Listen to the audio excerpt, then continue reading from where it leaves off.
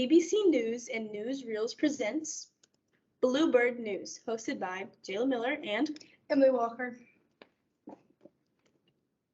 Here's some highlights in today's breaking news. The important events of the Cold War, along with the style culture during the time period of the 1950s, from the terrorization the U.S. faced from the Second Red Scare to the king of rock and roll, Elvis Presley himself, affecting millions of teens across the country. Let's take a look. In the 1950s, the standard of living was the stereotypical white, heterosexual, stay-at-home mom, white-collar dad who works 9 to 5, 3 kids, and maybe a dog. But the reason for these standards of living being provided all over the country dies much cheaper than the families trying to be the best of the best. One reason in particular being the fear of being suspected communist. Yes, you heard me right. The Cold War was at its peak, and the tension of spread of communism caused an eruption of fear among civilians, causing many to suspect people to come off as unusual, or not to the American standard of living, as secretly communist. So why exactly were these people scared of communists? The drive of the Cold War was the spread of influence of one's way of governing, specifically between American democracy and the Soviet Union, wanting communism widespread across the world. Conflict started when the United Nations, otherwise known as the UN, was founded for world peace. However, the US and Soviets used that to their own advantage to influence other countries to spread their beliefs in governing. Unfortunately, the Soviet Union wanted to maintain control in Eastern Europe to protect its motherland and to spread communism. This did not sit well with America, and it caused extreme tensions in Europe, ultimately dividing the entire eastern and western half of the entire continent. And it just gets even more complicated.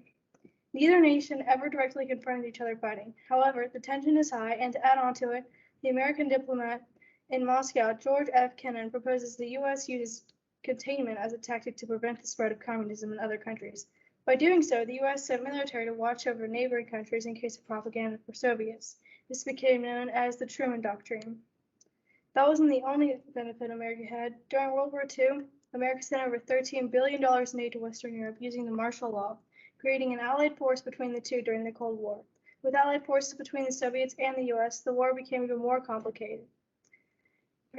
The Berlin airlift was a plan that surprised many people living in the area who thought they were going to see their fate. America, France, and Britain combined their zones into one nation to fight communism. However, Berlin was surrounded by Soviets, blocking railroads and highways to prevent civilians from getting food, medical supplies, and fuel. But the U.S. and Britain planned to drop 2.3 million tons of supplies to Berlin by aircraft for 11 months straight. This gained publicity in favor of the U.S. to help and fear of the communist aggression, causing severe loss in communism. As a prevention of communism, the U.S. and Canada had Berlin, Denmark, France, Great Britain, Iceland, Italy, Luxembourg, the Netherlands, Norway, and Portugal create a military alliance in defense of communism. It was called NATO, the North Atlantic Treaty Organization. And slowly but surely, communism slowly faded, ending the Cold War. That's not all. Through all the fighting and war during the spike time period, many Americans developed new cultural fashion, music, and trends. Jayla will have more to speak with you on that when we come back after the short commercial break. What are you doing here? You ought to be outside with the rest of the kids. This is where Thanksgiving really begins, isn't it, Edgar? Well, now, if you're referring to the aroma of roast turkey, I concur. No, Ray, I was talking about the kitchen. It looks like a real center of hospitality. Did you say hospitality? Uh-huh. That's one thing we're always prepared for around here. Help yourself. Hi, welcome back to BBC News. Glad to have you watching. We left off highlighting the spread of communism across the east and western parts of Europe, and things started to get a little bit complicated and tension rises. Now with 1950s culture. The U.S. was terrified that there would be an invasion due to the Cold War, so Americans relied on conformity and structure in politics and culture. There was also a surge in population which led to suburban developments because of housing shortages. There were new expectations about material, cultural, and behaviors, like the average perfect American family, which consisted of white people, white-collar jobs, middle class, kids, and heterosexual relationships. Women would stay at home and take care of the kids and clean and prepare dinner for their husbands.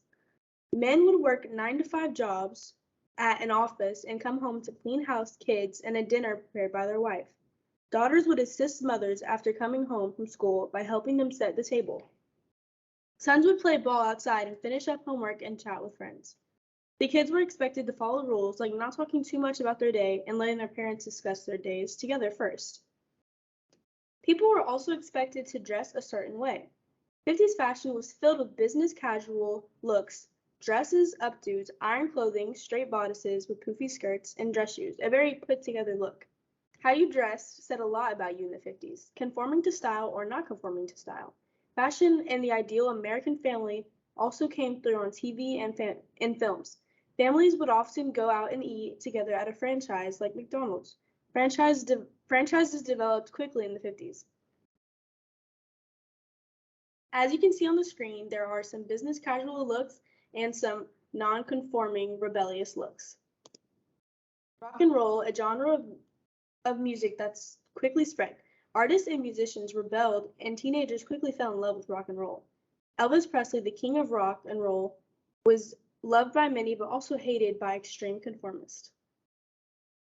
That's it for this segment, but before we go, here's another ad from our sponsors.